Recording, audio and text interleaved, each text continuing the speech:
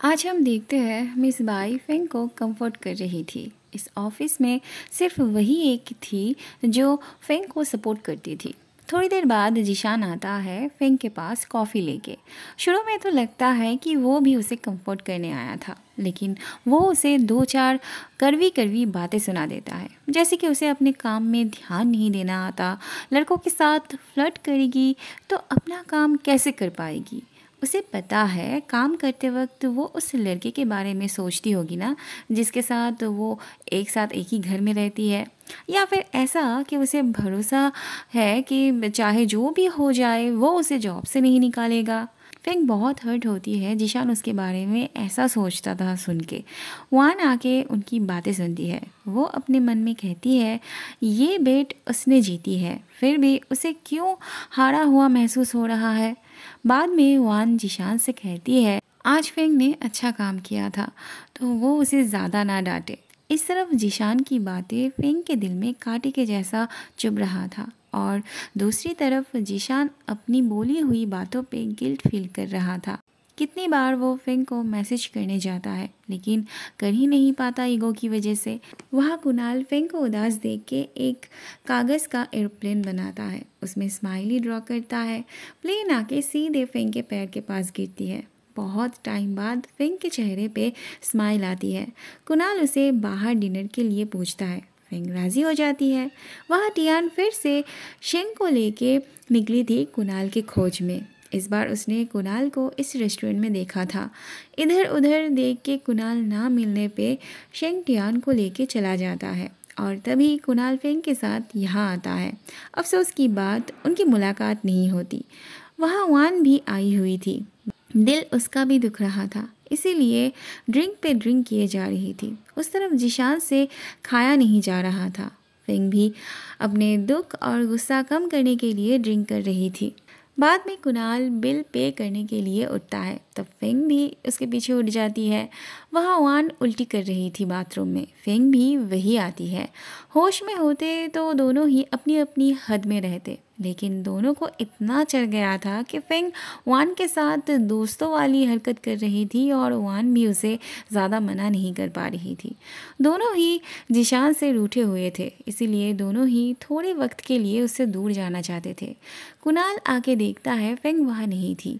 वो उसे बाहर वान के साथ जाते हुए देखता है। वो दोनों आगे आगे अपनी धुन में जा रहे थे और कुणाल उनके पीछे भाग रहा था उन्हें रोकने के लिए। अगले दिन जिशान काम देखने के बहाने फेंग को देखने आता है। उसे पता चलता है फेंग वान के साथ बिजनेस ट्रिप में गई हुई थी। वहाँ अचानक से फेंग बिजनेस ट्रिप में शामिल होती है। किसी ने उसे एक्सपेक्ट ही नहीं किया था। अब वो आ ही गई थी तो वान भी मना नहीं करती। थोड़ी देर बाद ये दोनों मिलके कॉन्स्टेंटली वान की तारीफ करने लगते हैं और फेंग को इंसल्ट। होटल पहुंचने पे वान फेंग से बात करना चाहती है। वो उसे यहाँ लेके आई थी।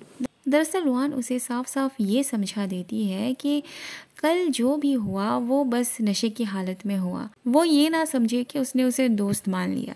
वो तो उससे बहुत ज़्यादा नफरत करती है।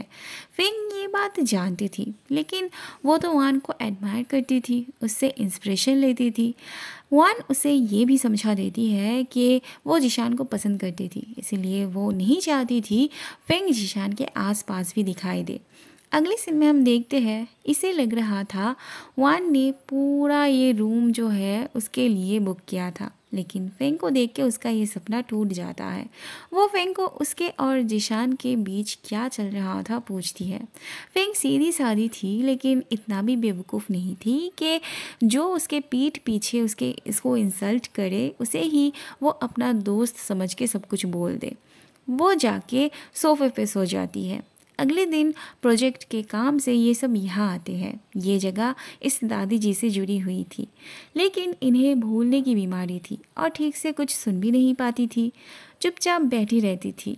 इन्हें इस ब्रिज पे काम करना था, लेकिन वान कहती है अगर ब्रिज को रिपेयर करने जाओ तो बहुत खर्चा पड़ जाएगा, इससे अच्छा है ब्रिज को रिमूव कर दिया जाए। फेंग दादी जी को ही नोटिस किए जा रही थी। वो देखती है दादी जी उस ब्रिज से जिस तरह से गुजर रही थी, उनकी यादों में ज़रूर उस ब्रिज की खासियत रही होगी। वो दादी जी के पीछे जाने लगती है और इस तरफ ये लोग तो जाने के लिए निकल रहे थे।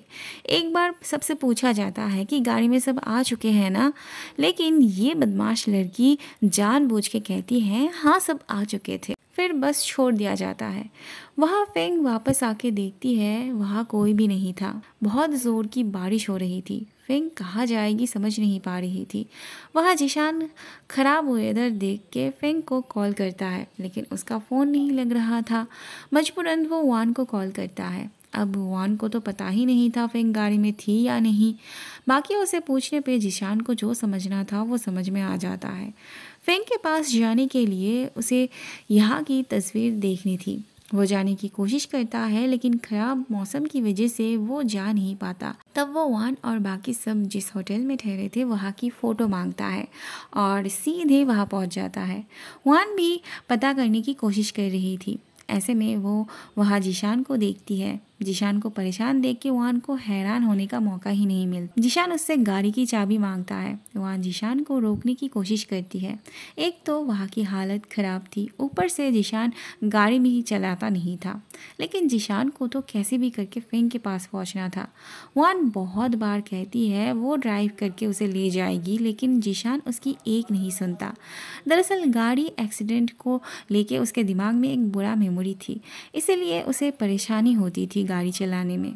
सब कुछ इग्नोर करके आखिर में वो गाड़ी लेके रवाना होता है। वहाँ फेंग कैंडल की बंदोबस्त करती है। जिशान भी थोड़ी देर में पहुँच जाता है। वो फेंग को ज़ोर ज़ोर से पुकारता है, लेकिन फेंग तो हेडफोन पहन के गाना सुन रही थी, इसीलिए उसे कुछ सुनाई नहीं देता।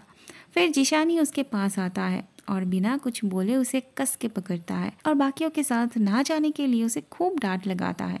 लेकिन जब सुनता है फेंग उसे कॉल करना चाहती थी, तब उसका गुस्सा थोड़ा सा शांत होता है। फेंग मुस्कुराती है जिशान को उसके लिए फिक्र करते देख। उसने जिशान को यहाँ पे एक्सपेक्ट नहीं किया था। जिशान भी कहता है वो यहाँ काम से आया था और बारिश में फंस गया। बाद में उनके बीच ब्रिज को लेके बात होती है। फेंग चाहती थी ब्रिज को रिमूव ना करके ब्रिज को ठीक से रिपेयर किया जाए। ये सच था कि खर्चा बहुत पड़ जाता, लेकिन उसे लगता था उस ब्रिज को ऐसे एक रोमांटिक कहानी के साथ डिज़ाइन किया जाए जिससे टूरिस्ट भी अट्रैक्ट हो सके और दादी जी भी खुश रहे। जिशान को फेंग का आइडिया अच्छा लगता है। जिशान भीगा हुआ था तो फेंग उसे अपने कपड़े देती है पहनने के लिए। जिशान को बिना कपड़ों में देख के फेंग शर्मा जाती है। शर्मा के वो इतनी जल्दी भागती है कि सीढ़ियों से वो गिरने ही जा रही थी। वो तो ऐन मौके पे जिशान आके उसे पकड़ लेता है। अब ये कैसे हुआ इसका एक्सप्लेनेशन तो आज उसे देना ही पड़ता। सच्चाई जानने के बाद फेंग तो बहुत एक्साइटेड फील करती है, लेकिन जिशान उसे बताता है इस सुपर पावर की वजह से उसे कितनी तकलीफ होती थी। जिशान टियान के बारे में भी बताता है। टियान के पास जो फ्यूचर देखने की पावर थी वो तो और भी ज़्यादा एक्साइटिंग लग रहा था फेंग को, लेकिन उसे पता चलता है इस पावर की वजह से टियान की ज़िंदगी आधी होती जा रही है। ये सुन के फेंग परेशान हो जाती है। वो उनकी मदद करना चाहती है, तभी जिशान उसे किस करने लगता है। अगले दिन हम देखते हैं फेंग ऐसे जिशान के हाथों पर ही सो गई थी। जिशान अपना हाथ छुड़ा नहीं पा रहा था। ऊपर से वो देखता है फेंग के मुंह से लाल टपक रही थी। बाद में फेंग जब उठती है तब जिशान वहाँ नहीं होता। वो उस ब्रिज को देखने आया था। वहाँ दादी जी भी आती है। वो जिशान को पीछे मुड़ के भी देखती है। फेंग दूर से देख के खुश होती है और बाद में कुछ ड्रॉ करने लगती है। कंप्लीट होने पे वो स्केच को दादी जी को देती है। फिर वो जिशान से बात करने जाती है। ऐसे में दादी जी उस स्केच को देख के रोने लगती है। बाद में उनकी पोती से इन्हें पता चलता है बरसों पहले उन्हें एक फ़ौजी से प्यार हुआ था। उनकी शादी होने वाली थी। शादी से कुछ दिन पहले युद्ध शुरू होती है जिसमें फ़ौजी को जाना पड़ता है। उसके बाद से वो वापस लौट के नहीं आए थे। हो सकता है वो अपने होम टाउन चले गए हो या फिर युद्ध से वापस ही ना लौटे हो। तब से दादी जी उनकी राह देख रही है। ये लड़की दादी जी की खुद की पोती नहीं थी। वो इस अनाथ आश्रम में पली बड़ी थी। ये आश्रम बिक रहा था, इसीलिए विदेश से वो लौट आई थी दोबारा इस जगह को देखने के लिए। जाते वक्त फेंग दूसरा एक स्केच उसे देती है दादी जी को दे देने के लिए। ये जिशान से कहती है उसकी गर्लफ्रेंड बहुत सेंसिबल है, पर जिशान कहता है वो इसे जानती नहीं है इसीलिए ऐसा बोल रही है। दरअसल वो तो एक नंबर की बेवकूफ़ है। अगले सीन में हम देखते हैं जिशान सबके सामने ये अनाउंसमेंट करता है कि ब्रिज को कैसे रिपेयर किया जाए उस बारे में सब सोचे। वान के साथ साथ सभी उसके इस फैसले से खुश नहीं थे। उन्हें तो समझ ही नहीं आ रहा था कि जिशान ऐसा फैसला क्यों ले रहा था, लेकिन वान फेंग के चेहरे पे हंसी देख के समझ जाती है।